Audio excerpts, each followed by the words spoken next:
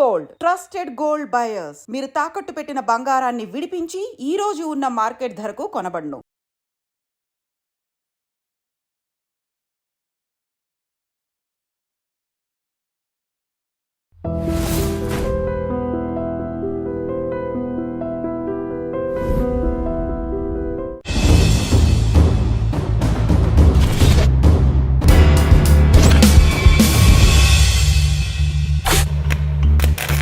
Welcome to crime confession.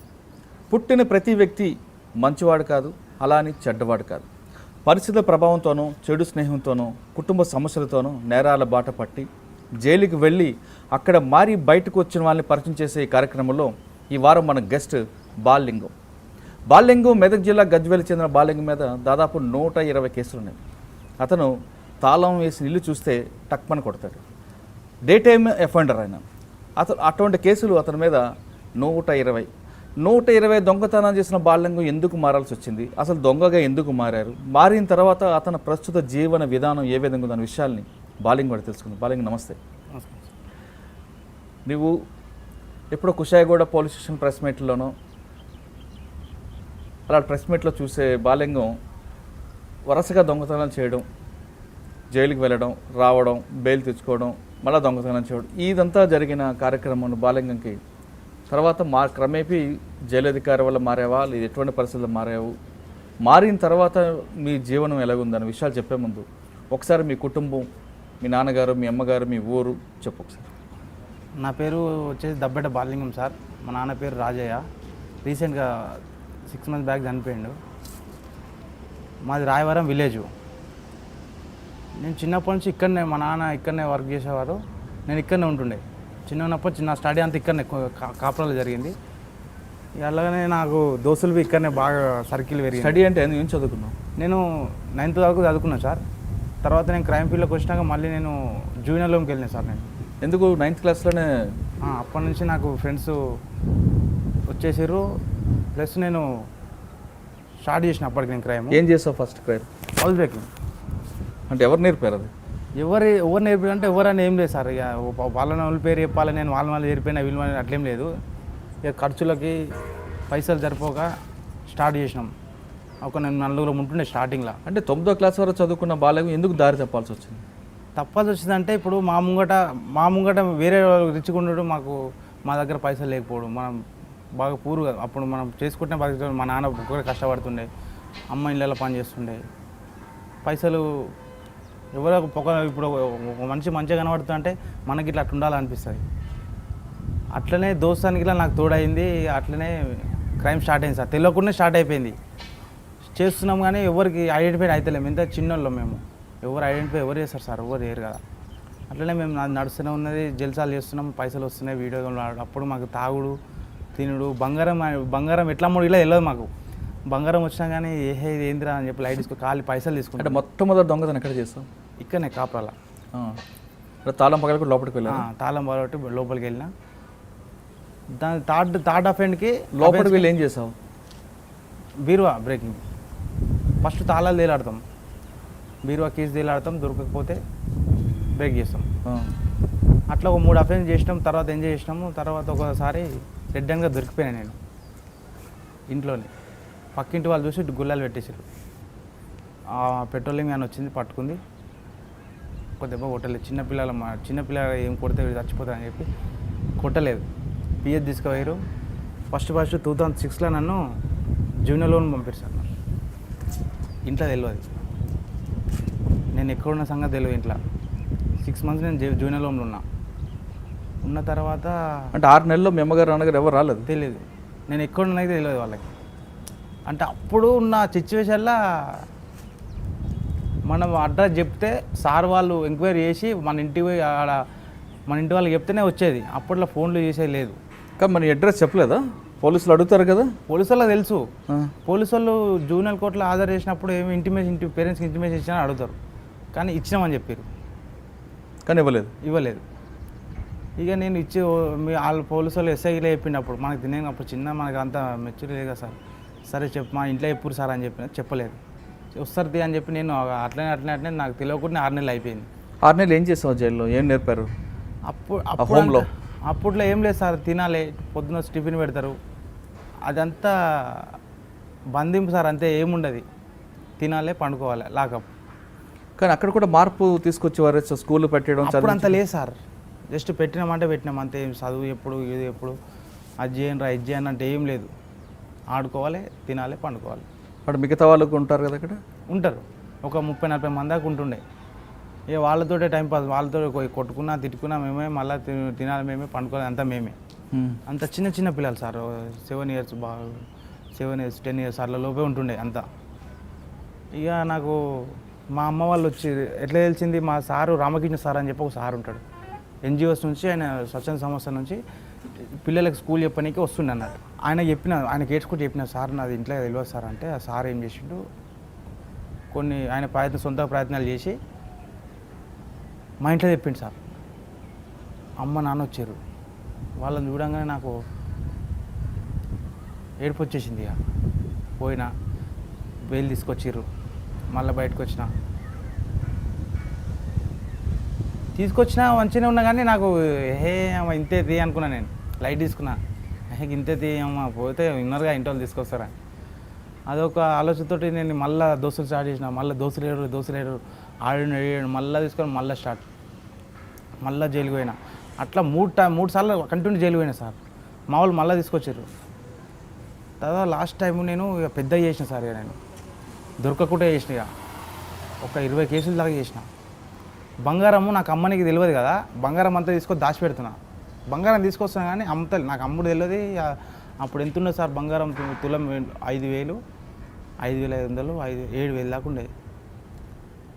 ఆ బంగారం అమ్మలే నేను, అంత ఒక దగ్గర పెట్టి జస్ట్ పైసలతో ఎంజాయ్ చేస్తుండే. అప్పుడు పట్టుకురు కుషాగూడ పిఎస్లో. ఇప్పుడు అప్పుడు సీఏ రామచంద్ర సార్ ఉండే, ఎస్ఐ రమేష్ బాబు సార్ ఉండే. వాళ్ళు షాక్ అయ్యారు, వీడేంది ఇంతున్నాడు, వీడు ఇంత పెద్ద పనులు చేసిండని. అప్పుడు మళ్ళీ కొన్ని కేసులు అయినాయి, కొన్ని కేసులు ఎఫ్ఐఆర్ కాలేదు. అయినా కాడి కేసులు పెట్టిర్రు, రికవర్ చేసుకోరు బంగారం. ఇంట్లోనే ఉండే బంగారం అంతా రికవర్ ఉండే, ఇచ్చేసిన. మళ్ళీ జైలుకి పోయినా. మరి ఇంట్లో బంగారు పెట్టినప్పుడు మీ అమ్మగారు నాన్నగారు అడగలేదా ఎక్కడదని? ఇంట్లో తెలియదు, ఇంట్లో సిచ్యువేషన్ తెలియదు. ఇంట్లో ఏంటంటే నేను ఇంట్లో అసలు 99% ఉండా, అంతా బయటనే. ఎప్పుడు వస్తా, నైట్ వస్తా, పడుకుంటా, మళ్ళీ పొద్దున ఎప్పుడు లేదు, ఎప్పుడు మీకు సపోర్ట్ చేసుకుని. అంటే కుషా కూడా ఎక్కువ చేస్తారంటున్నావు. ముందు దొంగతనానికి రెక్కి వేస్తావా, లేదంటే ఏం లేదు, డైరెక్ట్ అటాక్. అంటే ఏ టైంలో కొడతావు ఎక్కువ? ఇప్పుడు హైదరాబాద్లో పరిస్థితి ఎట్లా తెలుసా సార్, పక్కన ఇంట్లో వాడు చచ్చిపోయినా కానీ వాడు పట్టించుకోడు. అదే నువ్వు నైట్ పూట పోయి ఇంటికి డోర్ కొట్టు, అందరు గల్లీ మొత్తం లేదు ఏమైందని. ఇంట్రెస్ట్ వేరే ఉంటుంది నైట్ పూట, పగటిపూట ఉండదు. నువ్వు ఇల్లు తాళాలు మలగొట్టు, తలుపులు వలగొట్టు, ఎవరు పట్టించుకోలేదు. ఒక కన్స్ట్రక్షన్ నడుస్తుంది, వర్క్ నడుస్తుంది అనుకుంటా. నిజం సార్, ఎవరు పట్టించుకోరు. అలాగే ఏ నీళ్ళు కొట్టావు సార్? అయితే అట్లా నా అంతా డైలీ ఏ టైంలో చేస్తావు ఎక్కువ? ఆఫీస్ పోతే ఎప్పుడు సార్ లాస్ట్ 10:30, 11 అనుకో సార్. ఆఫీస్ పోయేటోళ్ళు ఇక్కడ పని చేసిన వాళ్ళు 11 వల్ల ఇల్లు ఖాళీ. మళ్ళీ మధ్యాహ్నం 2 గంటల దాకా ఉంటుంది. 2 నుంచి మళ్ళీ 3 గంటల దాకా చేయొద్దు. 3 నుంచి మళ్ళీ 5 గంటల దాకా ఖాళీ. ఆ టైంలో చేసుకో. ఎందుకు 2 నుంచి 3 ఎందుకు చేయకూడదు? ఆ టైంలో ఇండివిజువల్ అవుతున్న ఖాళీ ప్లేస్లో ఎట్లుంటుంది సార్, సైలెంట్గా ఉంటుంది. పండుకుంటే వాళ్ళు పండుకుంటారు, బయటకు పోయేటోళ్ళు బయటకు పోతారు. ఖాళీ ప్రస్తుతానికైతే ఆ మూమెంట్లో సిచ్యువేషన్ మనకు చేసుకోవచ్చు. సౌండ్ ఉదయం 11 గంటలప్పుడు బయలుదేరుతావు, ఇంటి నుంచి బయలుదేరి పోతా. ఓ మంచి ఏరియా చూసుకుంటా, ఇండివిజువల్ హౌజులు పీస్ఫుల్ ఉండాలి, డిస్టర్బెన్స్ ఉండొద్దు. అట్లాంటి ఏరియాలో పోయి పెద్ద పెద్ద తాళాలు వేసి ఉంటాయి కదా, ఏ తాళం మనం వాళ్ళిపోతుంది సార్. దేంతో చేస్తాం? అయితే తాళం పెద్ద వేసుకుంటారు కానీ అది బీడిది ఉంటుంది సార్, ఇత్తడిది ఉంటుంది, అది ఉట్టినే వాళ్ళిపోతుంది. ఇంత పెద్ద తాళాలు వేస్తాను సార్, మెయిన్ డమ్ ఉంటే ఉట్టినే వాళ్ళిపోతుంది. లింక్ అనేది చిన్నగా ఉంటుంది, అది ఇంతనే ఉంటుంది కాబట్టి తాళం ఇంత పెద్ద వేసినా పరగబడదు. ఇటు చేతితో తిప్పినా ఇరిగిపోతాయి. ఇత్తడి బీడి ఉంటాయి, అవి ఉట్టనే ఇరిగిపోతాయి. బాలలింగం తలుపులు పగలగొట్టి, తాళం పగలగొట్టి లోపలికి వెళ్ళిన తర్వాత ఏ విధంగా, అంటే కిచెన్లోకి వెళ్తావా లేదా డైరెక్ట్ బెడ్ మాస్టర్ బెడ్రూమ్లో పోతాం మనం. పొంగనాడ బీరు ఉంటుంది, చేసేసి బీరువా తాళాలు ఉండవు కదా? తాళాలు తేలాడతాం సార్, తాళాలు దొరుకుతాయి. దొరకకపోతే బీరువా ఎక్కువ తాళాలు ఎక్కడ పెడుతుంటారు వాళ్ళు? మన నెత్తి కింద, మంచం నెత్తి కింద ఉంటాయి, లేకపోతే డ్రెస్సింగ్ టేబుల్ కానో, ఫ్రిడ్జ్ మీదనో, మెయిన్ ప్లేసాలో పెడతారు. కొందరు ఆడవాళ్ళు తెలుగు వాళ్ళు ఏం చేస్తారు, పప్పు డబ్బాలు పెడతారు. అవి దొరకకపోతే ఏం లేదు బ్రేక్ చేసాడు సార్. బ్రేక్ చేసి బంగారం ఏమైనా పైసలు తీసుకోండి. మళ్ళీ వచ్చిన దారిలో నుంచి వస్తావా వేరే దారిలో? వచ్చిన దారి నుంచి వచ్చేస్తాయి మళ్ళీ. అంటే ఈ చప్పుడుకి ఎవరు చుట్టుపక్కల అలర్ట్ అవరా? ఎవరు మధ్యాహ్నం పూట ఎవరు పట్టించుకోరు సార్, నేను చెప్పినా కదా ఎవరు పట్టించుకోరు. మేడ మీద ఉన్న వాళ్ళు కానీ పక్కింటి వాళ్ళు కానీ? ఇంతవరకు అయితే నాకు ఎప్పుడు అట్లా కాలేదు. ఫస్ట్ టైం నేను ఒక్కటిసారి రెడ్ హ్యాండ్ దొరికినా, అదే ఫస్ట్ అండ్ లాస్ట్ అది. ఇక అంటే అప్పుడు ఎలా దొరికావో అని దొరకకుండా చేసుకున్నావా? అది అట్లా అయిపోయింది సార్. అది వచ్చిన బంగారంతో వెంటనే బాలలింగం బయటకు వచ్చి ఏం చేస్తాడు? అంటే పారిపోతాడా లేదా బంగారం తీసుకెళ్ళి ఇంట్లో పెట్టి జలసాలు చేస్తాడు? ఇక అప్పుడు ముచ్చట చెప్తున్నా సార్. నేను అట్లా చేసుకుంటూ వచ్చినా కదా, నేను ఇప్పుడు పట్టించుకోలేదు ఇంట్లో అసలు. నేను లాస్ట్ ఒక 2 సంవత్సరాల 3 సంవత్సరాల వరకు నేను ఇంట్లో పట్టించుకోలే. నా జల్సా నాకే, నా ఎంజాయ్ నాకే, తాగాలి తినాలి తిరగాలి, ఇదే ఉండే మనకి. అంటే 11 గంటలప్పుడు 11 నుంచి 2 గంటల లోపు దొంగతనం చేస్తానని చెప్తున్నాం. అంటే ఇంటిని ఎంచుకునే ముందు ఆ డబ్బు గల ఎలాగ నువ్వు ఐడెంటిఫై చేస్తావు? సార్ అట్లేం ఉండదు సార్, ఇండివిజువల్ అవుతుంది. మామూలుగా మొత్తం డూప్లెక్స్ బిల్డింగ్ కట్టుకొని ఇంటి మూడు ఒక కారు పెట్టుకొని అవి పెట్టుకుంటే అందరి దగ్గర పైసలు ఉండేవి సార్. ఆడే అప్పుల పాలు ఉంటాడు. మామూలుగా చిన్న ఇండివిజువల్ అవుతుండే, చిన్న బైక్ గీక్ పెట్టుకొని ఉంటాడు, అందరి దగ్గర పైసలు ఉంటాయి. అది దాచి పెట్టుకుంటాడు. దేనికో కూతురు పెళ్ళికి కావచ్చు, లేకపోతే సంథింగ్ ఏదో ఇన్వెస్ట్మెంట్ కోసమో ఇంట్లో పెట్టుకుంటాడు, బ్యాంక్లో పెట్టుకుంటాడు. అది నా సొంత వాళ్ళకి ప్లస్ పాయింట్ అవుతుంది. కానీ డూప్లెక్స్ హౌస్ కారు ఉన్న వాళ్ళకి ఆడ అప్పుల పాలు ఉంటాడు సార్, ఇల్లు కట్టుకొని కారు కొనుక్కొని. అందరు ఏముండదు, అప్పులే ఉంటాయి ఆయనకి. నీకు ఎలా తెలుసు అప్పులు ఉన్నాయని? తెచ్చిపోతుంది సార్. ఇప్పుడు మామూలుగా గవర్నమెంట్ జాబ్ వరకు ఎంత వస్తాయి? 50,000 వస్తాయి. ఆడ 20-30 లక్షలు పెట్టి ఇల్లు కట్టుకుంటాడు, 10-15 లక్షల కారు పెట్టుకుంటాడు. ఏడుంటుంది సార్? అంటే అటువంటి ఇంట్లోకి వెళ్ళినప్పుడు ఏం దొరికాయా? ఏం దొరకవు సార్. నేను ఓన్ గిట్లా. మరి ఎవరింటికి ఎక్కువ వెళ్తుంటావు? మీడియం సార్, అటు ఇటు కాకుండా ఉండాలి. మామూలు ఇండివిజువల్ హౌస్ ఉంటుంది, మామూలు బండి. మీడియం ఇంట్లోకి వెళ్ళి దొంగతనం చేస్తున్నప్పుడు బాధ అనిపించదా? వాళ్ళు నువ్వే చెప్తున్నావు కూతురు పెళ్లి కోసం, ఇల్లు కట్టుకోవడానికో, ఇన్వెస్ట్ చేయడానికో డబ్బులు పెట్టుకుంటారని. వాళ్ళ కష్టాన్ని దోచుకున్నప్పుడు బాధ అనిపించదా?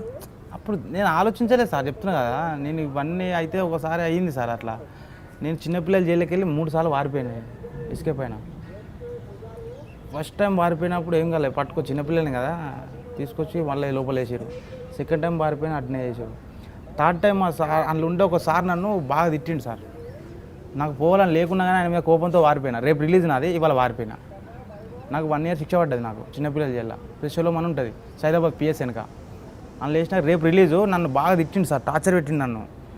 నేను రేపు తెల్లారితే రిలీజ్ అవుతా, నేను ఏం చేయలేదు నేను అని చెప్పి నేను నైట్ వారిపోయాను సార్. నైట్ వారిపోయి 3 రోజుల తర్వాత మళ్ళీ నేను వచ్చిన. అప్పటిదాకా నేను సస్పెండ్ చేశారు. సస్పెండ్ చేసినాక వాళ్ళ వైఫ్కి ఈయన ఉద్యోగం పోయిందని చెప్పి హార్ట్ అటాక్తో చనిపోయింది సార్. నాకు తర్వాత తెలిసింది. అలా వైఫ్కి ఫస్ట్ నుంచే బాగలేదు, కొంచెం అనారోగ్యంతో బాగలేదు. తర్వాత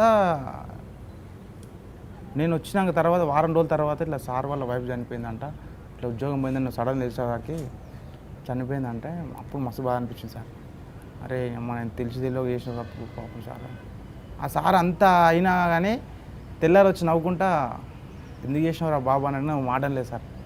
నేను తిట్టినారా వాస్తవమే నిన్ను, కానీ నువ్వు ఇంత పెద్ద తప్పు ఇంత పనిష్మెంట్ ఇస్తావు అనుకోలేదు నాకు అని చెప్పి మస్తు ఏడ్చింది సార్. అప్పుడు బాధ అనిపించింది నాకు, ఇంత ఫస్ట్ టైం రా అమ్మ ఇట్లా వారిపోయింది. అంటే కానీ ఇంట్లో దొంగతనం చేసి ఇంట్లో మీద బాధపడలేదు? లేదు సార్, బాధపడలేదు. ఫస్ట్ ఆలోచన వాళ్ళు కూడా కష్టపడి పెట్టుకుంటారు కదా, డబ్బులు దోచుకోవడం బాధ అనిపించదు? ఆ ఆలోచన రాలేదు సార్ నాకు ఫస్ట్. వాళ్ళు బాధపడుతురా, నేను నా టార్గెట్ ఏంది, నేను చేసుకున్నా వచ్చిన ఎంజాయ్ చేసిన అంతే. వాళ్ళు ఏం చేస్తుర్రు, వాళ్ళు బాధపడుతున్నారు అనేది ఎప్పుడు రాలే నాకు, ఆలోచన రాలే. దాదాపు 120 దొంగతనాలు చేసావు అని చెప్తుంది రికార్డ్స్ చెప్తున్నాయి. అంటే ఇక పోలీస్ FIRలో 120, కానీ FIR కానీ చాలా ఉండొచ్చు. ఎక్కువ డబ్బులు దొరికిన ఇల్లు ఏది?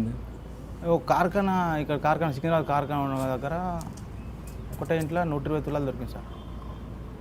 ఆర్మీ వాళ్ళ ఇల్లు. నేను ఒక్కనే చేసిన అఫెన్స్ అది, 5 మంది చేసినట్టుంది అఫెన్స్ అది. ఇలాగా నాతో 5 మంది వచ్చి చేస్తే ఎట్లుంటుందో అట్లా బీభత్సం చేసిన అది నేను. అది ఆర్మీ వాళ్ళ ఇల్లు. ఒక 4 కుక్కలు ఇంటెన్కు ఉన్నాయి. అవి డేంజర్ కుక్కలు అట, నాకు తెలియదు కదా. అవి డేంజర్ కుక్కలు అట, ఇచ్చిపెడితే పట్టుకొని చంపేస్తే అంట, నాకు తెలియదు. నేను బయట వెనక డోర్ తెరవకుండా నేను నా పని నేను చేసుకొని మళ్ళీ ముంగ డోర్కి వెళ్ళి వచ్చేసిన. 120 తులాల బంగారం దొరికింది, అంతా అయిపోయింది. 120 తులాలు ఎలా తెలిసింది నీకు? అన్ని బంగారం ఉన్నాయి సార్ మొత్తం. ఇది ఎంత అని చెప్పి నాకు తెలియదు. అప్పుడు నాకు రిసీవర్ ఉన్నాడు, ఒక గజ్వేల్ దగ్గర మార్వాడి షాప్ సార్ అతను సంజు అని. ఆ ఇంటి నుంచి వస్తున్నప్పుడు ఏం జరిగింది? నా నేను కాలుతో డోర్ దన్నింది, ఫింగర్ ప్రింట్ పడ్డది దానికి. అదొక్కటే క్లూ ఉంది వాళ్ళకి, ఎవరు అని చెప్పి వాళ్ళు తిరుగుతారు, నేనే అని చెప్పి ఎవరు తెలియదు. నేను అదంతా బంగారం అంతా సేల్ చేసిన, 40,000కి సేల్ చేసిన. అంత 40,000 ఇచ్చారు నాకు 120 తులాల బంగారంకి. అయితే వాడు నన్ను మోసం చేసిండు సార్, నేను ఎవరికైతే అమ్మినో వాడు నన్ను మోసం చేసిండు. అయిపోయింది, ఆ పైసలు తీసుకొని ఎంజాయ్ చేసిన, అయిపోయింది. నెక్స్ట్ డే పేపర్ చూస్తే 120 తులాలు బంగారం పోయిందంట. నేను స్టన్ అయిపోయాను, అరే అమ్మ 120 తులాలు ఎక్కడ అవద్దని చెప్తున్నాను నేను. కానీ జరుగుతుంది సార్ మరి 120 తులాలు పేపర్లో చూసినప్పుడు వాడు రిసీవర్కి అడిగావా? నేను ఇక వాళ్ళ దగ్గర అడగలేదు సార్. నేను ఇక చూసినా కానీ నేను అనుకున్నా అవద్దని రాసుర్రా అంతా ఎందుకున్నారా, లేనే లేదని చెప్పి నేను ఇక. కానీ ఇవాళ రేపు ఎట్లుంది సార్, అఫెన్స్ చేస్తే ఒక ఇంట్లో ఒక 4-5 తులాలు పోయింది అనుకో, 4-5 తులాలకు ట్రిపుల్ రాస్తారు. 20 తులాలు పోయింది అంటారు. 20 తులాలు ఉండనే ఉండదు ఆడ. 20 తులాలు పోయింది, క్యాష్ 10,000 పోతే 70,000-80,000 పోయినాయి.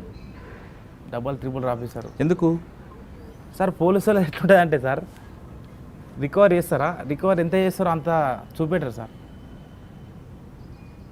అందులో గ్యామ్లింగ్ ఉంటుంది.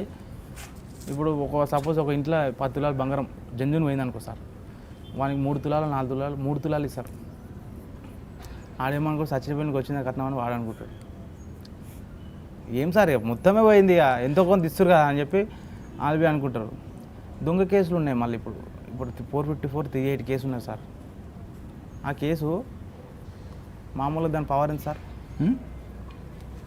శిక్ష ప్రూఫ్ అయిందనుకో 3 సంవత్సరాలు ఫుల్ పవర్ ఉన్నది. కానీ ఇక్కడ మన హైదరాబాద్లో 3 సంవత్సరాలు వేయరు. లోకల్ వస్తే 3 నెలలు కొట్టేస్తారు. కేసు నచ్చింది అనుకో 6-7 నెలలు అయిపోతుంది.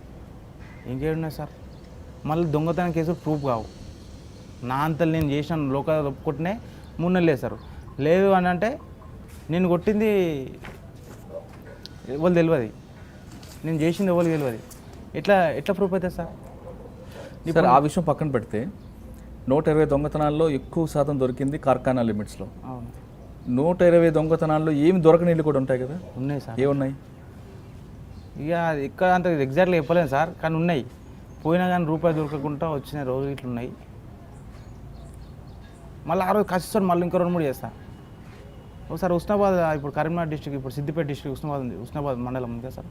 ఆడ రెడ్డి కాలనీ అని ఒక కాలనీ ఉంటుంది. పోయిన ఒక ఇల్లు కొట్టినా ఏం లేవు, ఇంకో ఇల్లు కొట్టినా ఏం లేదు. నాకు పిచ్చిలేసింది, ఇక పోనీకి పైసలు లేవు సార్. మళ్ళీ పోనైతే పోయినా ఎట్లయినా చేసుకొని వద్దామని. రిటర్న్ వచ్చేసరికి కొడితే ఒక్క ఇల్లు కొట్టినా ₹1 దొరకలేదు. ఒక ఇంట్లో 3 ఫుల్ బాటిల్ ఉన్నాయి. ఒకటి జానీ వాకర్ అంట, ఒకటి బ్లాక్ లేబుల్, ఒకటి సిగ్నేచర్. 3 బాటిల్ డిస్ప్లే పెట్టుకుండు. నాకు పిచ్చిలేసి ఏం చేయాలి అర్థం కాక అదోపేకి కోసుకొని తాగిన. ఇంట్లోనే ఆమ్లెట్ వేసుకున్నా, తిన్నా, తాగిన. నెక్స్ట్ ఇల్లు దొరికితే అందులో దొరికింది ఒక 10,000 క్యాష్ దొరికింది, 6-7 తులాల బంగారం దొరికింది. ఇక చాలు ఇక అని చెప్పి ఆడికెళ్ళి వచ్చేసిన. మరి 3 పెగ్గలు ఇంట్లో ఆమ్లెట్ వేసుకొని తాగుతున్నప్పుడు ఎవరు రాలేదా? ఎవరు వస్తారు సార్? మనం డోర్ ఎంట్రీ ఇచ్చాం అనుకో 2 డోర్లు ఉంటాయి సార్. మెయిన్ డోర్లోకి వెళ్ళిపోయి లోపల డోర్ పెట్టుకొని వెనక డోర్ తెరిచి పెట్టుకుంటాను. ఫస్ట్ ఒక కిటికీ కొంచెం తెరిచి పెడతా. ఎవరైనా గేట్స్ అప్పుడు అయితే వెళ్ళిపోతుంది, మనం ఇటుకెళ్ళి జంప్. అలా 3 పెగ్గలు దాకా ఆమ్లెట్ వేసుకొని తిన్నాం, కానీ ఎవరు రాలేదు. ఎవరు అంత ధైర్యం ఎందుకు నీకు వస్తుంది? అలా అంతే, అది ఇక అట్లా ఉంటుంది సార్ అప్పుడు. ఓకే, అలాగే ఎన్ని దొంగతనాల్లో ఏం దొరకని ఇల్లు ఉన్నాయి? అక్కడ కొన్ని ఇల్లు దొరకని ఇష్యూలు దొరికినప్పుడు నువ్వు మనసు బాధపడేనో డబ్బులు ఇచ్చే ఉన్నాయా? లేదు సార్, మనకు అంత జాలి కూడా ఏం లేదు. ఇంక పిచ్చి లేసి ఏదో టీవీకి వలగొట్టి వస్తాయి, ఏం లేవని. అలా చేసావా? 2-3 సార్లు చేసిన. ఎక్కడ? అంత ఐడియా లేదు సార్, అది కరీంనగర్లోనూ ఎక్కడో తెలియదు కానీ చేసిన. టీవీ వలగొట్టేసిన. అమ్మాయి అది దానికి మస్తు కష్టపడ్డా సార్. ఆ తాళాలు వలగొట్టడానికి ఆడ కొంచెం ఏరియా కొద్దిగా సీరియస్గా ఉన్నాయి అన్నట్టు. మనం ఏం చేసినా అర్థమైపోయే సిచ్యువేషన్ ఉంది ఆడ. అందుకే జర సిన్సియర్గా ట్రై చేసుకుంటే మెల్లగా పని చేసిన, అది ఏం దొరకలే. పిచ్చి లేసి టీవీ గుద్దిన, టీవీ అలిగిపోయింది డిస్ప్లే. సాల్ టీవీకి ఫైన్ అని చెప్పి వచ్చేసిన. ఇప్పుడు సెంట్రల్ లాక్ సిస్టమ్ కూడా బ్రేక్ చేస్తావా? సెంటర్ లాక్ ఎప్పుడు మనకు తగలేదు, నేను చేయ ఓన్లీ లాక్తే. సెంట్రల్ లాక్ అనేది సెంటర్ లాక్ ఉందనుకో సార్, కిటికీ కొట్టేస్తా. కిటికీలు ఉంటాయి పక్కకి, డబల్ సెంటర్ లాక్ అంటే పెద్ద డోర్ వస్తుంది, సైడ్ కిటికీలు ఉంటాయి. కిటికీలకి గ్రిల్స్ వస్తాయి. ఆ గ్రిల్ కూడా విక్తా డైరెక్ట్. ఇలా గ్రిల్ అంత ఈజీగా వెలుగు రాదు కదా. నట్లతోటే ఉంటుంది ఈజీ. తీసి లోపలికి వెళ్తావా?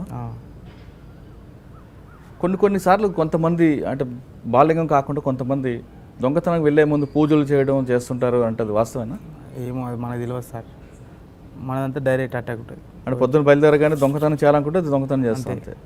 కానీ పూజ చేయడం నాకు పైసలు సంపాదించి ఏమి ఉండేది సార్, మనది పైసలు పెద్ద సంపాదించుకోవాలి అని ఏమి ఉండేది. నా జేబులో 10,000 వచ్చినాయి అనుకో ఆటోమేటిక్ చేస్తాను. ఎక్కువనే అంటే ముట్టుకొని ఇక నేను 60,000, 70,000, 30,000, 1,00,000, 2,00,000 ఉన్నాయంటే ముట్టుకొని ఇక నేను ఆ పైసలు అయిపోయేదాకా. ఏం చేస్తావు? డబ్బులు రాగానే బయటికి వెళ్తావా లేదా హైదరాబాద్లో ఉండి ఎంజాయ్ చేస్తావు? హైదరాబాద్ సముద్రం కాదు సార్, ఏడ తిరిగినా ఎక్కడ పోయినా మొత్తం ఏవి కావాలంటే దొరుకుతాయి. ఇక బయటికి ఎందుకు, బయటికి ఎక్కడ తిరగలేను, ఓన్లీ హైదరాబాద్. డిసిగా నాకు ఇక్కడ మొత్తం వాంటెడ్ అయిపోయినా సార్, నేను వాంటెడ్ అయిపోయి పోలీసులకు దొరికినప్పుడు ఇంటరాక్షన్ ఈ స్థాయిలో ఉంటుంది. అది ఘోరం సార్, చెప్పలేము, అది నరకం. అల్వాల్ పోలీస్ స్టేషన్లో నన్ను నరకం చూపించే సార్ డైరెక్ట్. నాకు ఎవరు? ఆయన పేరు సిఐ సారు, ఆ ఎస్ఐ సార్ రాజశేఖర్ సార్ అని ఉండే, మస్తు సిన్సియర్ సార్ ఆయన, నాకు నచ్చిన సార్ ఆయన రాజశేఖర్ సార్ అని చెప్పి నన్ను మస్తు ఆయన కొట్టింది సార్. నాకు ఆయన అంటేనే ఇష్టం. ఎందుకు ఏమో తెలియదు సార్, ఆయన అంతా కొట్టి ఇట్లా నా మీద సానుభూతి చూపిస్తున్నారే, ఇది కాదురా ఇదే అన్నారా లైఫ్ అని. ఇంటరాక్షన్ వేస్తే ఎలా చేస్తుంటారు? ఇక మస్తు ఉంటాయి సార్, స్టిచ్చింగ్లు ఉంటాయి, కాళ్ళు పంగల్ వాపుడు ఉంటుంది, కాళ్ళ మిగ్గలు కొట్టుడు, రోలింగ్ చేసుడు, రాకెట్లు ఎక్కించుడు. అల్వాల్లో ఉన్న కోటింగ్ హైదరాబాద్లో ఏడలేదని నా ఫీలింగ్ సార్. అట్లుండే ఒకప్పుడు టీం గిట్లా మంచిగా ఉండే, క్రైమ్ టీము మంచిగా. క్రైమ్ అంటే ఇక దొంగలను పట్టుట్లా అల్వాల్ పోలీస్ స్టేషన్ బాగా టాప్ ఉండే, మంచి మంచి అనుభవజ్ఞులు ఉండే, మంచి మంచి క్రైమ్లో కొందరు సార్లు ఉన్నారు. ప్రసన్న సార్ అని చెప్పేసి ఒక ఆయన, ప్రసన్న సార్ అని ఒక కానిస్టేబుల్ సార్ ఉంటాడు, ఆయన ఒక అర్జున్ అని చెప్పి, ఒక జయరాజేష్ అని చెప్పి 6 feet ఉంటాడు, ప్రభాస్ లెక్క ఉంటాడు. వీళ్ళంతా బాగా డేంజర్ క్యాండిడేట్ సార్ వీళ్ళు అంతా. ఒక టీం మళ్ళీ వీళ్ళు. అదే ఇంగ్లీష్ సినిమా ఉంటాయి కదా సార్, ఫాస్ట్ అండ్ ఫ్యూరియస్ అనే సినిమాలో మొత్తం హీరోలు అంతా దొంగలు ముట్టు ఉంటుంది చూసినా, అట్లా వీళ్ళు దొంగలు పట్టుకొని కత్తం ఒకని పేరు బయట పడ్డదంటే కత్తం వాడిని వారం రోజులలో వేసుకొని పిఎస్లో కూర్చోబెడతారు. కెచ్చులు మళ్ళీ ఘోరంగా ఉంటాయి వీళ్ళే, హైటెక్ మొత్తం. మనం ఎంత జాగ్రత్త పడ పట్టుకోవాలని పట్టుకుంటారు వాళ్ళు, అట్లుండే. ఇక దొంగలకు అదృష్టం ఏంటంటే వాళ్ళని అందరూ విడిపోయారు, వాళ్ళు ట్రాన్స్ఫర్లు అయిపోయి ఒకరు కుక్కటిపల్లి, ఒకరు బోయినపల్లి, ఒకరు జీడిమెట్ల అట్లా వెళ్ళిపోయారు. మొత్తం విడిపోయినాక మొత్తం ఇక దొంగలకు జర సాధనం వచ్చింది అప్పుడు. ఈ 120 దొంగతనాల్లో ఎన్నిసార్లు దొరికింటావు సార్? పోయినప్పుడల్లా 10 కేసులు, 12 కేసులు. నేను ఎప్పుడు 2-3 కేసులలో పోలే, 6-7 కేసులు, 6-7 కేసులు పోతే మళ్ళీ 6 నెలలు, సంవత్సరం అంటే ఆ కేసులను అయిపోయాక రాకపోదును. కేసులకు తిరుగుడు మనతో కాదు, లోపల ఉండాలి, కేసులను ఖతం చేసుకోవాలి, మళ్ళీ రావాలి, మళ్ళీ బయట ఫ్రెష్గా చేయాలి. ఇల్లు ఫ్యామిలీ గేమ్లు లేవు. కానీ ఒక్కసారి కూడా మీ అమ్మగారు నాన్నగారిని మారమని చెప్పలేదు? నేను పోనుగా సార్ ఇంటికి, వాంటెడ్ అయినంటే జైలుకి వెళ్ళి బయటకు వచ్చినా ఇంటికి ఒకసారి పోతా, వాళ్ళని చూస్తా, మంచిగా రా, ఓకే రైట్, పండుకున్నట్టే చేస్తా, కథం ఉచ్చొస్తున్నానంటే బయటకు వెళ్తా, కథం జంప్, ఇక మళ్ళీ ఇప్పుడు ఫోన్ మాట్లాడాలనిపిస్తే ఏదైనా క్యాన్వాస్కి వెళ్ళి ఫోన్ చేసి మాట్లాడుతుండే, ఇక వాంటెడ్లు ఉంటుండే నేను. కానీ అమ్మ నాన్న ఎప్పుడు వద్దురా అని చెప్పలేదు? వాళ్ళు అదే మొత్తుకుంటారు సార్. ఇక రామాయణం స్టార్ట్ చేస్తారు, వద్దురా బిడ్డ నీకు ఎందుకురా, మంచిగా బతుకురాలరా, ఇంటికాడ ఉండాలరా అని. ఆమె ఏడిచిన రోజులు ఎన్నో ఉన్నాయి. ఏ అమ్మ వీళ్ళు ఇంత సోది చెప్తారా వీళ్ళు. నేను చిన్న ఉన్నప్పటి నుంచి ఏం చేయలే, నాకు ఏ పని రాదు. నేను ఏ పని మీద కాంత ఈ పని చేయాలని చెప్పి నేనేం టార్గెట్ పెట్టుకొని కూర్చోలే. ఆలోచించే టైంలో నాకు లేదు. నేను బయటకు వచ్చిన పోలీసు వాళ్ళు కథం 2 రోజులు గ్యాప్ ఇస్తారు, కథం బాలింగ్ ఆడు వచ్చిండ్రా అని చెప్పి మొత్తం కెచ్చి వేసుకొని ఇంటికి వచ్చేసరి. ఇక నేను చేయకపోని ఆ భయానికన్నా నేను చేయాలి. పోలీసు వాళ్ళు ఎట్లుండే తెలుసా సార్? మామూలుగా నేను ఆ మధ్యన ఒక సార్ పేరెద్దు, ఆ సారు ఒక దొంగను పట్టేయమన్నాడు సార్, మోస్ట్ వాంటెడ్ క్రిమినల్ దొంగ. ఆడు నాకు జైల్లో పరిచయం. సరే ఇప్పుడు ఆయన కాదని లేక పట్టిద్దాం అనుకున్నా. ఒక దొంగ పట్టించడం అనేది అది పద్ధతి కాదు, నాకు నచ్చది ఫస్ట్. అయితే పట్టిస్తా అని చెప్పిన. ఇక లాస్ట్కు పట్టిద్దామని ఫిక్స్ అయినా సార్. ఇక నేను మంచిగా మారాలంటే వాడిని పట్టేయాలా అని చెప్పి చించలగూడ జైలుకి ములాఖాత్ పోయినా, వానితో మాట్లాడినా, వాని నంబర్ తీసుకున్నా, వచ్చి ఇద్దామనే లోపే నన్ను అరే నేను రారా కలుస్తా అని చెప్పి కానిస్టేబుల్ సార్ పిలిచి సార్ నేను లోపలేమని లోపలేసేసి పిలిచి నాకు మైండ్ బ్లాక్ అయిపోయింది. అబ్బా పోలీసు బుద్ధిరా పిలిచి మరి లోపలేస్తారా నాన్న అని చెప్పి అడిగిన. అన్న నీతో అవుతుంది కదా నన్ను బయటికి తీసుకొచ్చారు అంటే, లేదురా సిఎస్ఆర్ రావాలి మాట్లాడాలి నీతోని, అప్పుడే నువ్వు బయటకా లోపలికా అన్నాడు. అట్లనా సరే అని చెప్పిన. రాత్రి తిన్నా పన్న లాకప్లా. పొద్దున్నే ఒక లాండర్ కానిస్టేబుల్, నేను ఊరో తెలియదు ఆయనకు, వచ్చారే బాబు బాత్రూమ్ అన్నాడు. బాయ్ అని చెప్పి చాలా గోడ దింకి జంపు. వీళ్ళు క్రైమ్ వాళ్ళు ఉంటే నాకు హ్యాండ్ కప్పులు అవి వేసి తీసుకోతారు బాత్రూమ్కి. నేను పోతే మళ్ళీ రాను, బాత్రూమ్ పోడే మళ్ళీ వచ్చుడు ఉండేది. వీడు ఎస్కేప్ అవుతారా నాయన అని చెప్పి 4-5 ఉంటారు నేను బాత్రూమ్ పోతే. అక్కడ వచ్చింది కానిస్టేబుల్, మొత్తం గోడ దింకి జంప్ అయిపోయినా. నాకు ఫుల్ జ్వరం వచ్చింది సార్. నేను వేరే మా చుట్టాలింటి కాడ వండుకున్నా. మళ్ళీ అల్వాల్ పిఎస్ఓ లేపి నన్ను వారం గ్యాప్లా. నా దగ్గర అఫెన్సులు లేవు, నేను ఏం దొంగతనం చేయలేదు, ఏం చేయలేదు, నా దగ్గర రూపాయి లేదు. నేను పానంబాలకి నేను ఉంటే నన్ను పట్టుకొని ఆ సార్ చనిపోయిండు, కానిస్టేబుల్ సార్ జమదార్ ఆయన. అరే బాలింగం 50 తులాల బంగారం రికవర్ కావాలి, లేకపోతే నీ ఈపు విమానం అవుతా అంటుండు డైరెక్ట్. అబ్బా ఈ కొట్టే చంపుతారా నాయన అనుకున్నా నేను. ఇక ఏం కాలేదు, నాకు అర్థం కాలేదు. చల్ అవ్వ ఇట్లా కాదని చెప్పి మళ్ళీ అల్వాల్ పిఎస్ కొత్త కట్టిరి సార్. ఫస్ట్ ఎస్కేప్ నాదే అందులోకి వెళ్ళి. అంతకుముందు ఏ పోలీస్ స్టేషన్ ఎస్కేప్ అయ్యావు? నేరేడ్మెట్ పొల్యూషన్. అప్పుడు ఎవరు సిఏ? అప్పుడు సిఐ పేరు తెలియదు సార్. సిఐ పేరు తెలియదు కానీ రాజేష్ సార్ ఎస్ఐ ఉండే. ఆల్వాల్ పోలీసులు పట్టుకొని తీసుకొచ్చిన తర్వాత అల్వాల్ పిఎస్ వాళ్ళు పట్టుకొని వచ్చినాక రంజాన్ పండుగ అది, మొత్తం బందోబస్తు పోయారు అంతా. పొద్దున వస్తాం రా, నీకు పొద్దున ఉంటుంది కోటింగ్, ఉన్నాడు చెప్పు 50 తులాలు కావాలంటే ఏడికి వెళ్ళేవాళ్ళు రా. నీ అబ్బాయి 50 తులాలు చెట్టు కాస్తున్నాయి 50 తులాలు, వీళ్ళు నన్ను దావదింటారు మళ్ళీ కొడతారు అని చెప్పి నాకు ఏం అర్థం కాలే. మళ్ళీ సేఫ్ ఇచ్చేసినాడు. ఏడా నేరేడ్మెట్లు అయినట్టే మళ్ళీ వచ్చారు. అరే బాత్రూమ్ పోరా అన్నారు. బాత్రూమ్ అయినా మళ్ళీ రాలే. కొత్త పోలీస్ స్టేషన్ పక్కనే కదా ఉంటుంది అది రోడ్డు. పాత పోలీస్ స్టేషన్ కూడా కొత్త పోలీస్ స్టేషన్ కట్టారు. బాత్రూమ్ మొత్తం అద్దాలు పెట్టి దాని మీదకి మళ్ళీ గ్రిల్ ఉన్నది, అద్దాలు అనేది పక్కన పెట్టి గ్రిల్ మొత్తం బల్లం కొద్ది ఉడవికి పక్కన పెట్టి ఎస్కేప్ అయినా. ఎంబడి పడ్డారు, దొరకలే, భయం కొద్ది దొరకలే. ఒక 2 గంటలు చేంజింగ్ అయింది అల్వాల్ మొత్తం గల్లీలల్లా. ఒక 30 మంది ఎంబడి నా ఎంబడి దొరకలే. ఆల్వాల్ పోలీస్ స్టేషన్లో పారిపోయినప్పుడు 30 మంది చుట్టుముట్టినా దొరకలేదా? దొరకలేదు సార్. వాళ్ళు రోడ్డు మీద ఉరికొస్తే నేను బిల్డింగ్ల మీద ఉరుకుతున్నా స్టంట్లు. వాళ్ళు రోడ్డు మీద ఉరికొస్తే నేను బిల్డింగ్ల మీద స్టంట్లు చేస్తున్నా, అలా దొరకలే. అప్పుడు ఎవరు సిఐ? ఆ సిఐ పేరు అంత గుర్తులేదు సార్. అలా సిఐఓలో ఎస్ఐలో తెలియదు. వాళ్ళకి నేను కలవక ముందుకే ఎస్కేప్ అయ్యాను. నైట్ వచ్చినా పొద్దున ఎస్కేప్.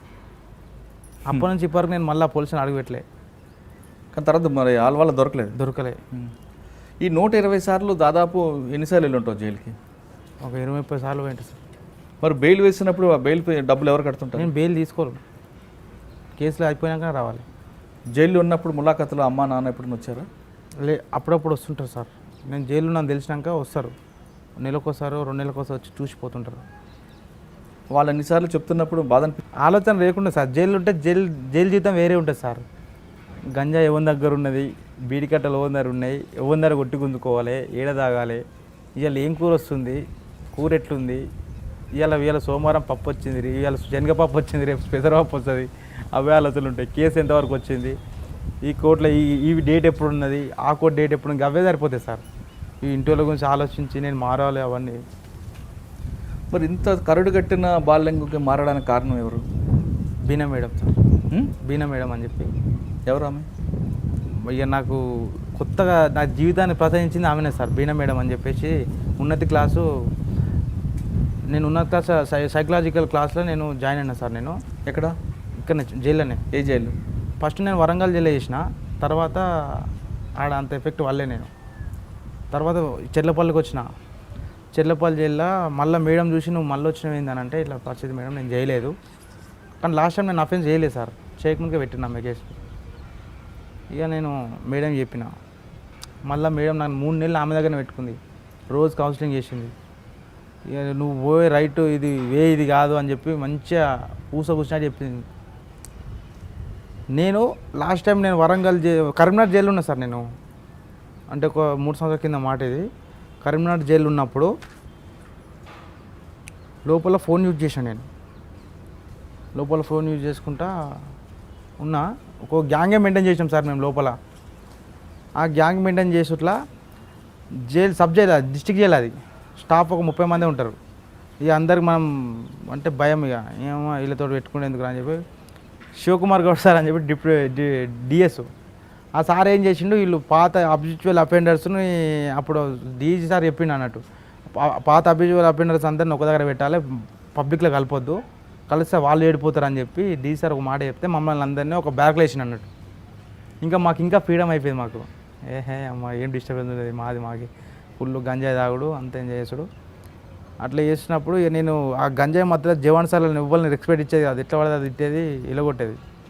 వాళ్ళందరూ పగబెట్టుకున్నా మీద వీడు ఎప్పుడైనా దొరకకపోతారా అని.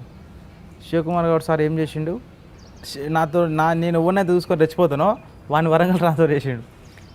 చంద్ అని చెప్పి ఒకడు ఉంటాడు నా ఫ్రెండ్, వాడు రౌడ్ షీటర్, రాడు గోదావరిఖన్లా, వాడు మర్డర్ కేసులు ఉన్నాడు.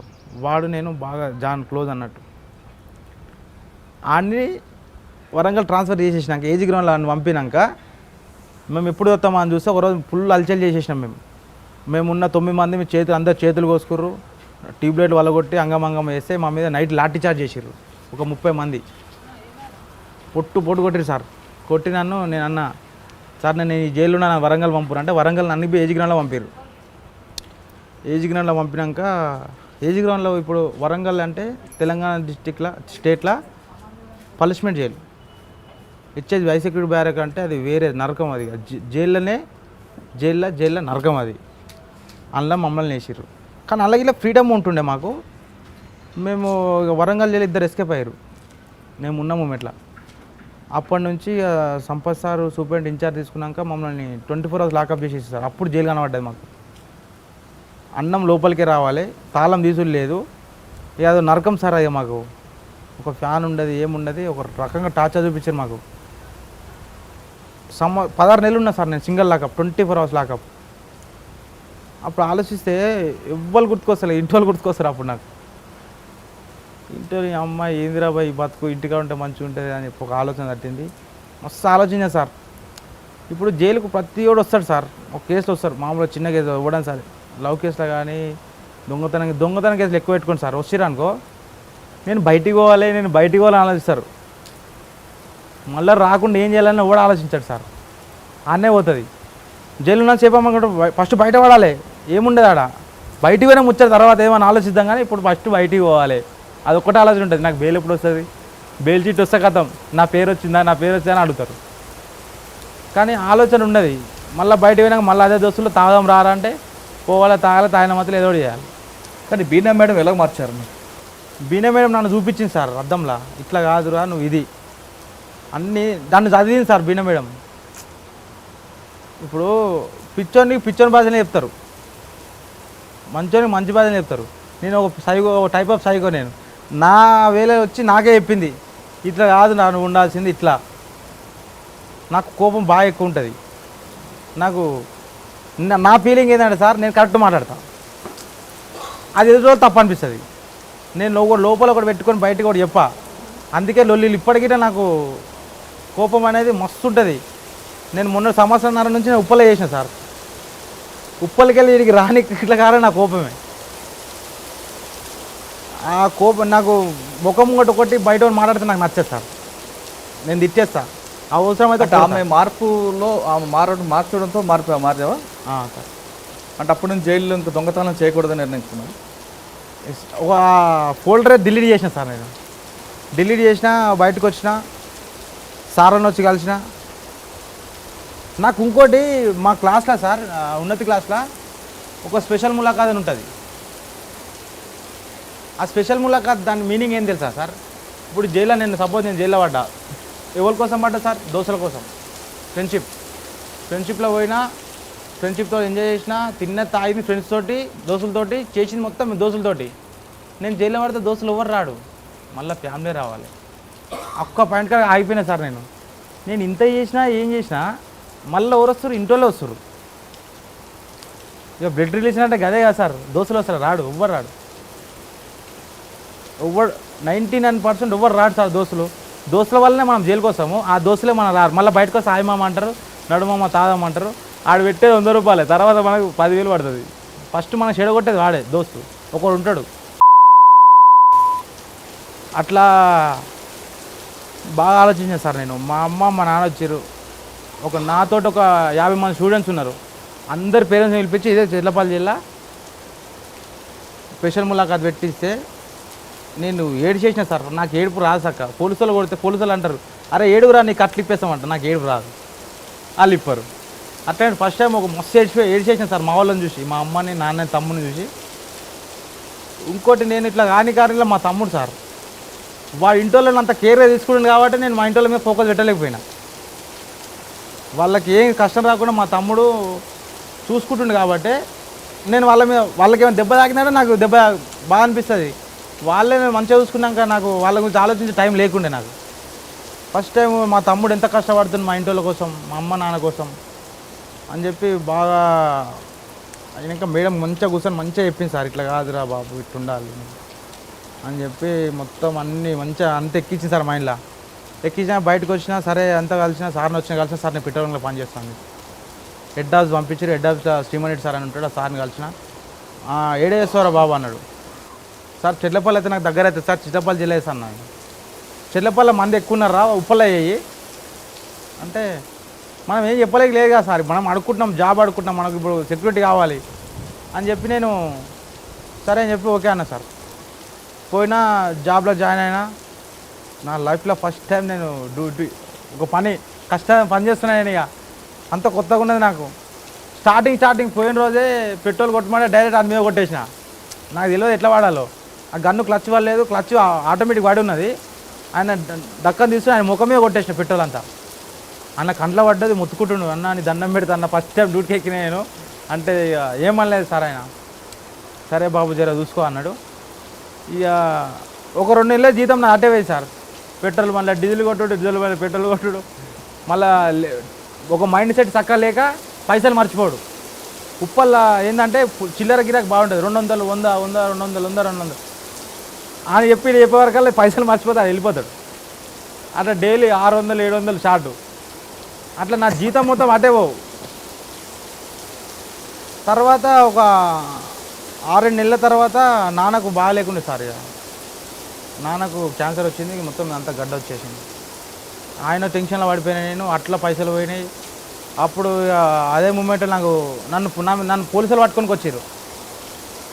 మా సారు, మా జనరెడ్డి సార్కి ఫోన్ చేస్తే, మా సంపత్ సార్కి ఫోన్ చేస్తే మా సుమన్ సార్ని పంపిండు. ఆయన ఇక మొత్తం మహేష్ బాబు లెక్కకి వచ్చి నన్ను సేవ్ చేసిండు సార్. దేవుళ్ళకి వచ్చి సేవ్ చేసి, లేకపోతే నన్ను పట్టుకోతారు 10 మంది. వాళ్ళు ఏ పోలీస్ స్టేషన్ అది? వాళ్ళు మేడిపల్లి అంటారు, వాళ్ళు ఎవరో తెలియదు సార్. క్రైమ్ వాళ్ళు పేరు చెప్పారు, పలానా పోలీస్ స్టేషన్ అని చెప్పారు. ఇక ఆ సారు వచ్చి డైరెక్ట్ వచ్చి పట్టుకున్నాను నన్ను. మీరు తీసుకోవడానికి లేదు, ఆయన మా దగ్గర పని చేసుకుంటుండు. ఆ 10 మంది ఒక్క దిక్కున్నాడు, నేను ఒక్కడినే. మా సార్ నా ముంగట మొత్తం రౌండప్ చేసి పట్టుకుంటారు. నాకు కోపం వస్తుంది, నేను ఏం చేయలే, నన్ను ఎందుకు పట్టుకుంటారు అని. మా సుమన్ సార్ ఏమన్నాడు, అరే వద్దురా నేను మాట్లాడుతున్నా అని చెప్పి మాట్లాడి వాళ్ళని పంపించేసింది సార్. నాకు అంతా ఎవరు వస్తారు సార్, ఎవరు వచ్చి మాట్లాడు సార్, పట్టుకోనికి వస్తే ఎవ్వరు రారు. కానీ నాకు ఇంత సపోర్ట్ వచ్చింది. నేను ఏమనుకోవాలి సార్, ఇక నేను ఒక దొంగని మారిపోతున్నా అని. నేను మారితే వాళ్ళకి ఏమైనా వస్తుందా సార్? ఇప్పుడు బీనా మేడం ఎవరో నాకు తెలియదు. నన్ను మార్చడానికి ఆమె అంతా చూస్తుంది. ఇప్పుడు సార్ వాళ్ళు నాకు ఇంత సపోర్ట్ చేస్తారు సార్. నాకు ఇప్పుడు పైసలు లేవు సార్, 200 అంటే తీసుకోరా అని సార్. ఎందుకని అడగరు, తీసుకోరా. వచ్చిన నువ్వు బయట ఉండకురా, పంపులే ఉండు అన్నారు. పంపులో ఒక రూమ్ ఇచ్చిర్రు నాకు. పంపులను డ్యూటీ చేసుకుని ఇంటి అంటే పంపు. నాకు బయట ఏం పని ఉంటుంది సార్? ఏముండదు, నేను ఒక్కనే ఉంటా. అమ్మ నాన్న ఊళ్ళోనే ఉంటారు. ఏమున్నా నేను పంపులనే తినుడు, పంపులనే వండుడు. అట్లా 3 నెలలు ఉన్నా. తర్వాత బయటకు వచ్చేసాను నేను. ఇక బయటకు వచ్చేసినాక అమ్మ ఇట్లుండి మా మేనమరదలు అయితే సార్, ఆమెను చూసి పెళ్లి చేసుకుంటావారా అన్నారు. అదే మనకి లవ్లు గివ్లు అయితే ఏం లేవు ఫస్ట్ నుంచి. సరే మీ ఇష్టం చేసుకోమంటే చేసుకుంటా అన్న. ఫస్ట్ నా గురించి చెప్పురు వాళ్ళకి అని చెప్పిన. అలా తెలుసు చేసుకుంటా అన్నది. నేను మాట్లాడతా అని చెప్పిన. నేను ఇది సంగతి మారిపోయిన, ఇప్పుడు మంచిగా పెట్టడం పని చేసుకుంటా అంటే చేసుకో. నేను బలవంతం ఏం లేదు. మళ్ళీ తర్వాత నా గొంతు కోసినావు అని చెప్పి మీ అమ్మ అనొద్దు, నా బిడ్డ జీవితం ఖరాబ్ చేసాడని అనొద్దు. ఆ పేరు నాకు వద్దు. ఇప్పుడే చెప్పానంటే చేసుకుంటాను. సరే అని చెప్పిన. సార్ని వచ్చిన, మా సార్ పెళ్లి చేసుకుంటున్నా సార్, నాకు అడ్వాన్స్ కావాలి సార్ అని 10,000 అడ్వాన్స్ ఇచ్చారు. పెళ్ళి ఏం పెద్ద ఏం లేదు సార్, చిన్న గుడిలో తీసుకొని ఒక 60,000-70,000 ఖర్చు వచ్చింది. పెళ్లి చేసుకున్నా. పెళ్లి చేసుకున్నాక అప్పటికి ఇక నాన్నకి బాగా సీరియస్ అయిపోయింది సార్. ఇక ఆయన కోసమే చేసుకున్నాను నేను. మా నాన్నకి ఇక నాకు అర్థమైపోతుంది లోపల, నాకు గుర్తుంది ఇక మా నాన్న ఇక అయిపోయింది మా నాన్న పని. ఎంత గడ్డ వచ్చే క్యాన్సర్ గడ్డ సార్ బాగా చిన్నప్పటి నుంచి. ఆయన అప్పటి వాళ్ళు ఎట్లుంటే సార్ చుట్ట బాగా తాగుతుండే స్మోకు. నేను ఒక 5-6 డబ్బాలు తాగుతుండే సార్ సిగరెట్లు. ఎవరో సిగరెట్ డబ్బా మీద చూసి సిగరెట్ డబ్బా చూసి కాదు సార్, సొంతంగా నన్ను అన్నం అయ్యేది చూసే నేను బాగా బంద్ చేయలేదు సార్. ఇంకా బంద్ చేయలేదు, బంద్ చేస్తున్నా. 6 డబ్బాలు సిగరెట్లు కాల్చేది, 60-70 సిగరెట్లు కాల్చేది, ఇప్పుడు 3-4 సిగరెట్లు తాగుతున్నా. అంటే మీ నాన్నగారు లాస్ట్ స్టేజ్లో దగ్గర ఉన్నావా? ఉన్నా సార్, నా చేతుల్లో పోయిండు. ఇక ఒక 2 రోజులు అయితే జనవరి 31 ఈ సంవత్సరమే సార్. జనవరి 31కి ఫోన్ చేసి బాగా ఏడ్చిండు, నేను చచ్చిపోతా కానీ రావా, డ్యూటీలో ఉన్నా నేను అంటే. అప్పటికి పెళ్ళి అయిపోయింది సార్. మా వైఫ్కి నాతోనే ఉంటుంది. ఇక నాకు మంచిగా అనిపించలేదు. సార్ చెప్పిన, సార్ మా నాన్న బాగాలేడు, ఊరికి వెళ్తున్నా సార్, ఒక 2 రోజులు లీవ్ కావాలంటే పోరా బాబు అన్నాడు. పిటిషన్ రాసి ఇచ్చిన, ఊరికి పోయినా తెల్లారి సీరియస్ అయ్యింది సార్. ఇక నన్ను చూడంగానే సీరియస్ అయ్యిండు. బాగా ఆయాసం వచ్చుకుంటా, ఎంత బ్లడ్ బ్లీడింగ్ ఆడుతుండే. ఇక హాస్పిటల్ తీసుకోమని హాస్పిటల్ గజ్వెల్ దగ్గర సర్కార్ దాకా తీసుకుని మా 2 సూదులు ఇచ్చిండు. అప్పటికే గిర్నాటక ఊర్లో జాగమ్మినా సార్, అర్ధ ఎకరం జాగమ్మినాం మా నాన్న ట్రీట్మెంట్ కోసం. 6-7 లక్షలు ఖర్చు అయినాయి మంచిగానే.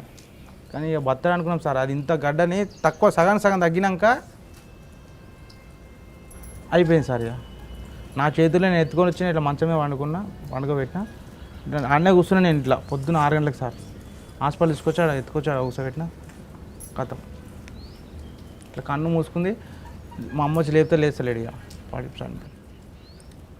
ఇక అది నాకు జీవితంలో పెద్ద దెబ్బ సార్. ఇక నేను ఎవరినైతే చూసి పెరిగినో ఆయనే లేడనే నాకు మొత్తం బ్లైండ్ అయిపోయింది సార్. ఇక నాన్న అయిపోయిండు మొత్తం. ఇక అంతా ఇక ఇన్ని రోజులు అంటే బాధ్యత లేకుండా పెరిగినా నేను.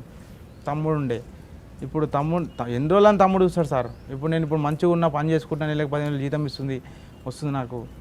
ఇక నా ఖర్చులకే నేనే అంటే ఇక వాళ్ళని చూసుకునేవాళ్ళు సార్. ఇక బాగా తగ్గించుకునే ఇక అట్లా అయిపోయింది సార్. బాలింగం చిన్నతనాల దొంగతనం చేస్తున్న బాలింగంకి, దొంగతనాలు చేస్తున్నప్పుడు ఇంటికి పోలీసులు రావడం, పోలీసులు చూస్తే పారిపోయే బాలింగానికి మారిన తర్వాత ఎలాగుంది సార్? మారిన తర్వాత బాలింగం జీవితం ఎలాగుంది?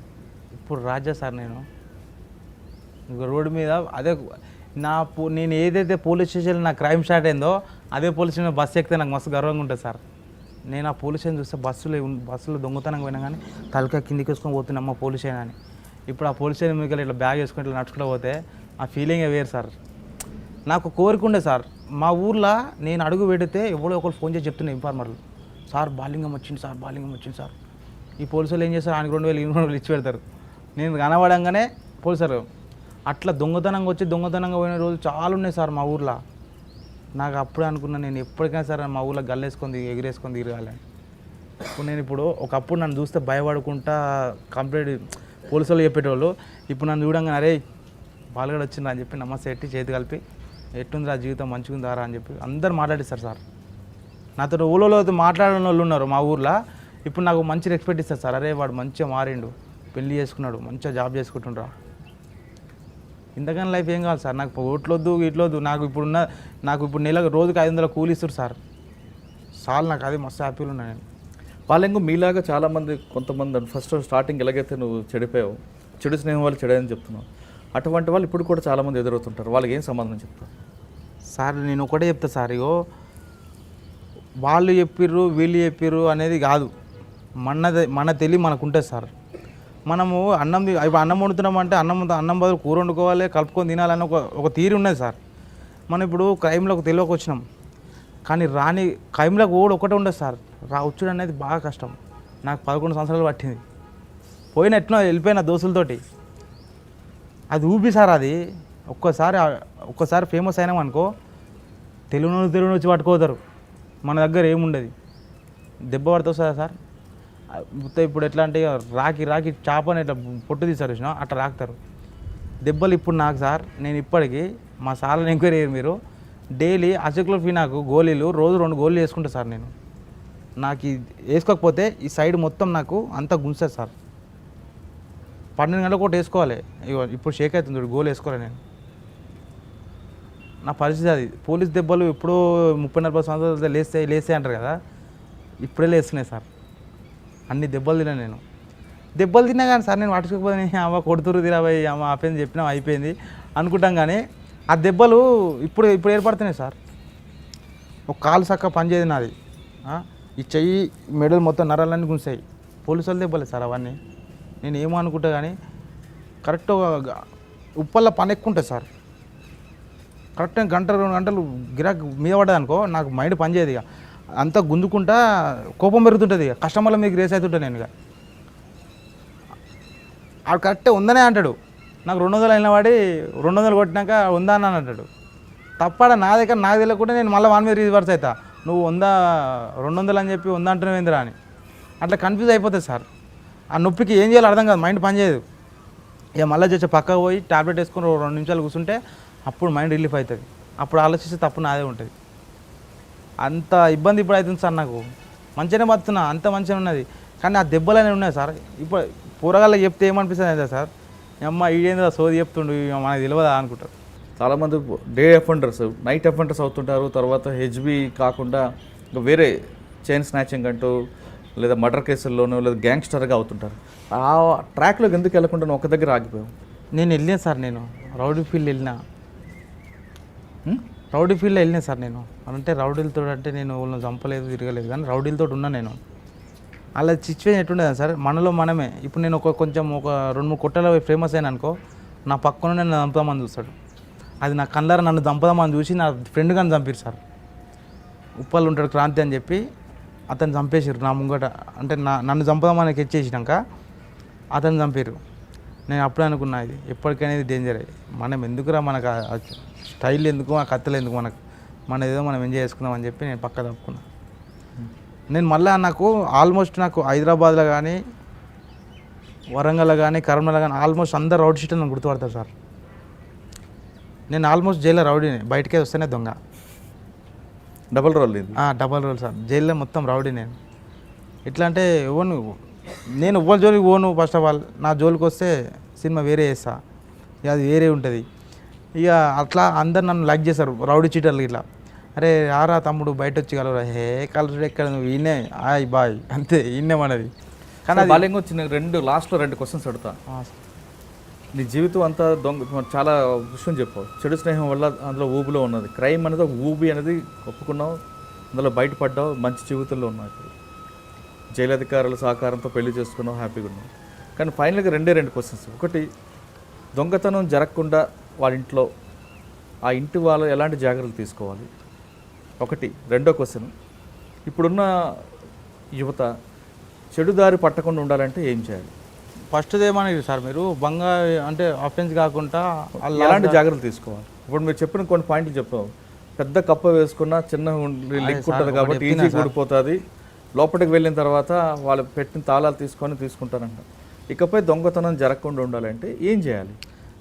దానిది ఏం లేదు సార్, చిన్నదే సార్. ఇప్పుడు నా ఇంట్లో ఏమవుతుంది అనేది నాకు తెలుసు, నీ ఇంట్లో ఏమవుతుంది నీకు తెలుసు.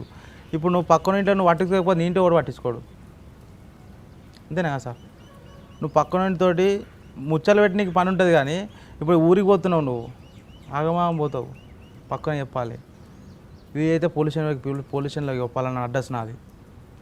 మేము ఇన్ని రోజులు ఊరికి పోతున్నాం సార్, మా ఇంటి మీద బీట్ ఏరి. కానీ ఉదయం టైంలో బయటికి వెళ్తే అప్పుడు ఏం చేయాలి సార్? ఒకటి సార్, చేయాలనుకుంటే ఎట్లనే చేస్తాడు. మన జాగ్రత్తలో మనం ఉండాలి. ఇక గాలికి దీపం పెట్టి దేవుడా అంటుంటుంది సార్, అది పోతుంది. మన జాగ్రత్తలో మనం ఉండాలి. మనం ఉండేది హైదరాబాద్లో. ఊర్లో పల్లెటూరు అయితేనేమో ఒకడు ఆడికెళ్ళి వస్తున్నా అంటేనేమో ఈడ చెప్తారు, ఈడు ఓడోరా కొత్తూరు రోడ్ వస్తుండీడు అని చెప్పి 100 కళ్ళు ఉంటాయి ఆయన మీద. ఇది హైదరాబాద్ సార్, ఇది గడికి ఒక కొత్త వస్తుపోతుంటాడు, ఎవడు పట్టించుకోడు. మన జాగ్రత్తలో మనం ఉండాలి సార్, అంతే. ఓకే.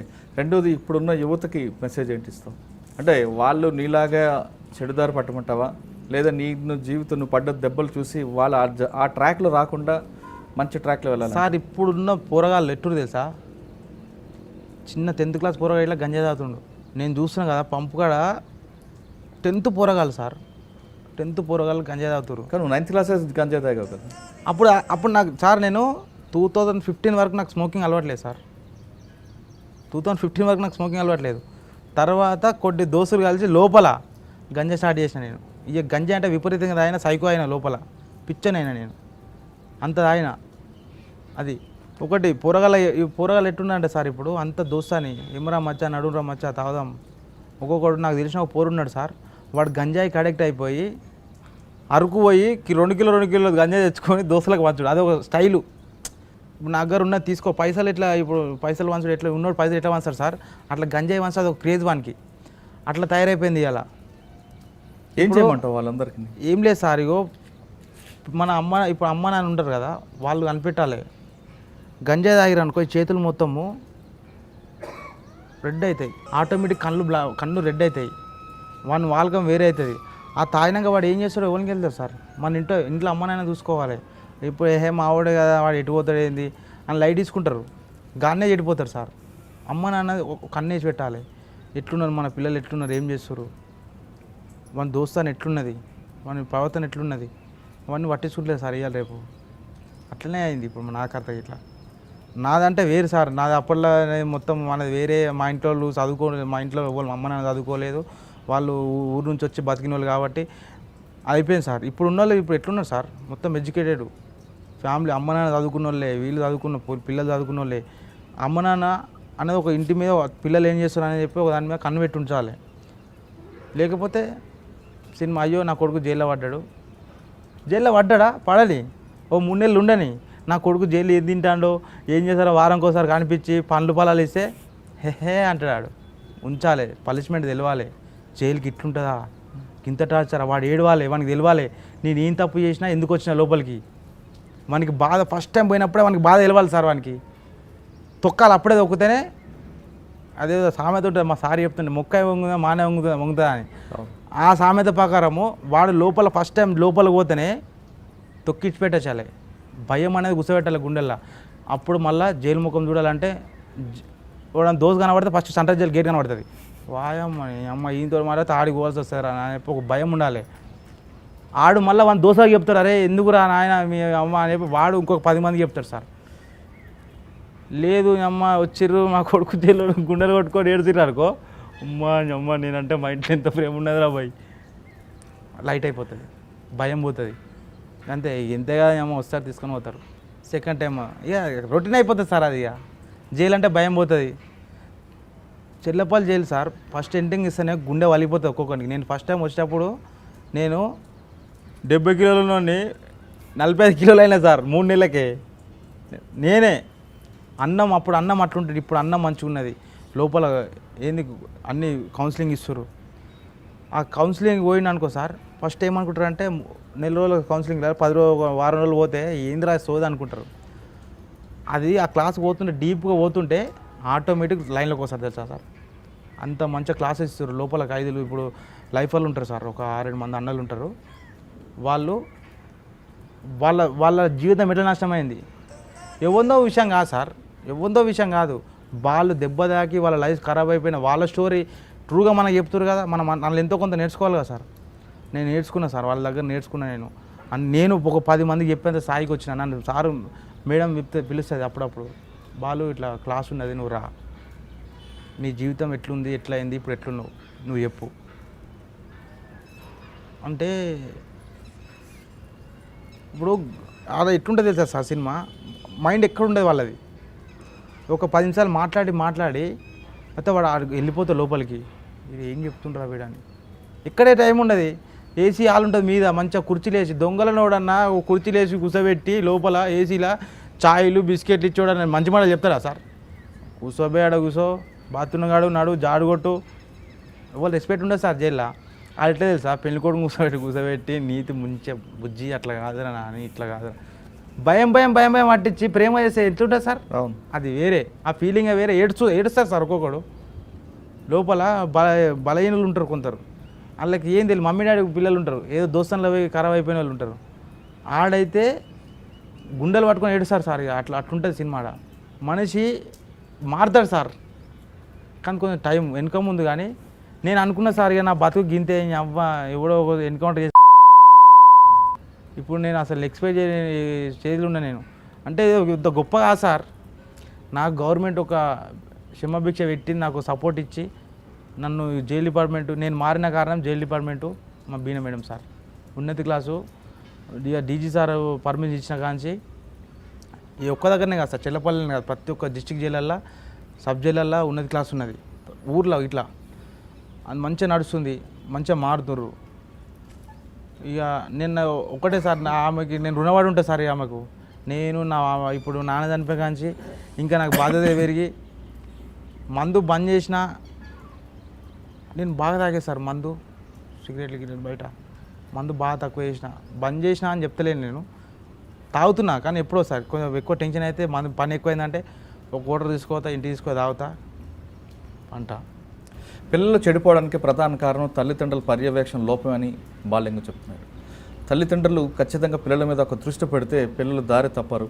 ఒకవేళ దారి తప్పి వాళ్ళు వెళితే అక్కడ కూడా వాళ్ళకి పనిష్మెంట్ వచ్చే విధంగా కొంతకాలం ఓపిక ఉండాలి, కానీ పిల్లల మీద ప్రేమ చూపిస్తే వాళ్ళు మరింత చెడిపోతారంటూ తన జీవితాన్ని ఎగ్జాంపుల్ చేశాడు బాలింగం. బాలింగం తన చరిత్ర చూస్తుంటే చెడు స్నేహం వల్ల దారి తప్పి చర్లపల్లి జైలుకు వచ్చిన అతను జైల్లో ఒక బీనా మేడం అని ఒక మేడం చెప్పిన మంచి మాటలతో తన జీవితాన్ని మంచిదారి నడుపుకుంటూ 10 మందికి ఆదర్శం కలిచాడు. ఇప్పటికైనా సరే చాలామంది యువత చెడుదారి పట్టకుండా ఉండాలని కోరుకుందాం. ఈ కార్యక్రమం ప్రధాన ఉద్దేశం కూడా అది. ఎవరు కూడా దారి తప్పకూడదు, నేరాల బాట పట్టకూడదు ఉద్దేశంతో ఈ కార్యక్రమం. ఖచ్చితంగా ఇప్పటికైనా సరే ఒక్కరే, అందులో చాలామంది అయినా సరే ఒక్కరు మారిన ఈ కార్యక్రమానికి ప్రధాన ఉద్దేశం నెరవేరినట్లవుతుంది.